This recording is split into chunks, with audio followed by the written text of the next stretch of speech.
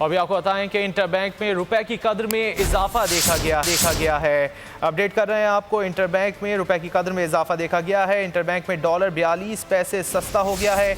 Interbank में dollar 151.50 पर trade हो रहा है। तफसीलात जान लेते हैं बोल न्यूज़ के नुमाइंदे कफील अहमद से। कफील, इस वक्त कितने रुपए पे डॉलर ट्रेड हो रहा है? देखिए, कल जो है वो डॉलर अपना हाई लेवल पे पहुंचा था और 154 रुपए के जो है वो लेवल पे जो है वो डॉलर जो है वो क्लोज हुआ था। हम आज रुपए की जो कदर है उसमें इस्तेहकाम देखा जा रहा है और इस वक्त जो ट्रेडिंग के दौरान 42 पैसे का इजाफा रिकॉर्ड किया गया है।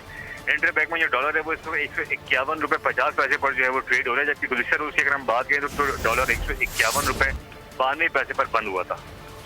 ठीक है, बहुत शुक्रिया कफील अहमद, आपने इस हवाले से अपडेट किया। इंटरबैंक में रुपए की कदर में इजाफा देखा गया है और इस वक्त इंटरबैंक में डॉलर 42 पैसे सस्ता हुआ है और 151.50 पर ट्रेड हो रहा है।